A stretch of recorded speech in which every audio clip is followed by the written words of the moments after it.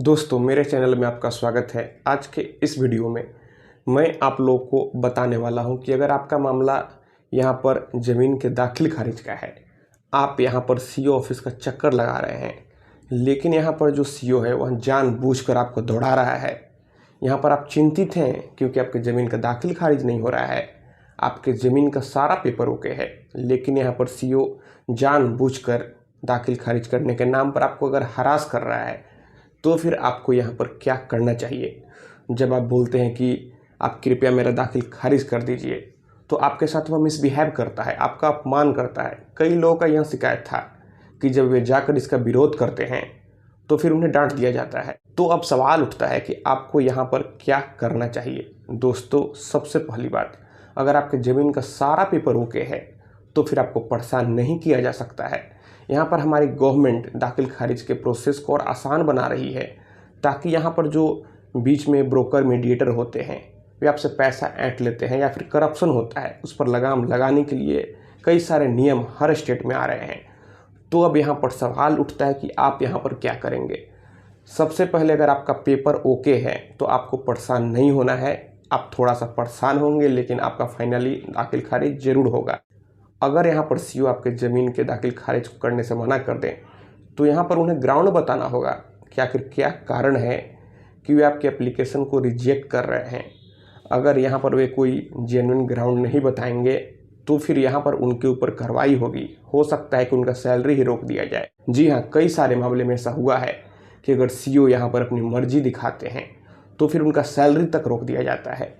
तो यहाँ पर अगर आपको सीओ हरास कर रहे हैं, तो फिर आप यहाँ पर जिले के डीएम को रिटर्न में कंप्लेन कर सकते हैं।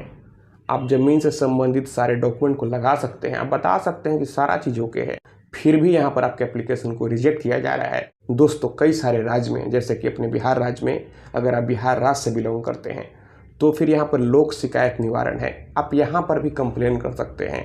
कई बार जब दाखिल खारिज का मामला यहाँ पर जाता है तो फिर सीओ के ऊपर फाइन तक लगा दिया जाता है। तो यहाँ पर आपके पास विकल्प है कि अगर आपका सारा पेपर ओके है तो फिर आप डीएम को या फिर आप लोक शिकायत निवारण में जा सकते हैं। अगर यहाँ पर आप किसी वकील की मदद लेते हैं, राय मशवरा लेते हैं, तो यहाँ पर आपके लिए अच्छा रहेगा। तो आप किसी वकील की मदद भी ले सकते हैं। अगर आप हमसे भी एडवाइज लेना चाहते हैं, कंसल्टेंसी लेना चाहते हैं, तो फिर आप हमें इंस्टाग्राम पर फॉलो करें। मेरा इंस्टाग्राम पर यूज़र नेम है Pritesh1584। आप वहाँ फॉलो करें, मैसेज करें। तो यहाँ पर आपके पास रास्ता है कि अगर दाखिल खारिज नहीं हो रहा हो तो आप डीएम को कंप्लेन कर सकते हैं, आप लोक शिकायत निवारण में जा सकते हैं। और फिर अगर सीओ साहब यहाँ पर पैसा आपसे लेना चाहते हैं, इसलिए आपको बार बार दौड़ाते हैं, तो फिर आप यहाँ पर अपने स्टेट के विजिलेंस डिपार्टमेंट से कंप्लेन कर सकते हैं। फिर यहाँ पर विजिलेंस डिपार्टमेंट सीओ साहब को रंगे हाथ अरेस्ट करके जेल भेज देते हैं। आपको कई बार तो पेपरों में पढ़ने को मिलता होगा। आप अपने स्टेट के विजिलेंस डिपार्टमेंट का सारा डिटेल, कॉन्टैक्ट नंबर, एड्रेस, सारा चीज़ गूगल करके निकाल सकते हैं। आप विजिलेंस डिपार्टमेंट में रिटर्न में कंप्लेन जरूर करें। कई सारे मैटर में जब सीओ ने पैसा का मांग किया और जब पीड़ित ने विजिलेंस डिपार्टमेंट से कंप्लेन किया, तो फिर सीओ साहब को जेल जाना पड़ा। तो आप यह कर सकते हैं। तो दोस्तों, मैं आशा करता हूँ आपको ये वीडियो पसंद आई होगी। अगर मन में कोई भी सवाल है तो आप बेहिचक नीचे कमेंट बॉक्स में कमेंट करें। और मैंने पहले ही अपना इंस्टाग्राम आईडी बताया कि अगर आपको हमसे बात करना है तो फिर आप हमें इंस्टाग्राम पर फॉलो करें। मेरा इंस्टाग्राम पर यूजर नेम है Pritesh1584। तो दोस्तों, आप इस वीडियो को अधिक से अधिक अपने दोस्तों और रिश्तेदारों में भी जरूर शेयर करें। हम लोग मिलते हैं अगले वीडियो में एक नए टॉपिक के साथ। तब तक आप अपना और अपने परिवार का ख्याल रखें।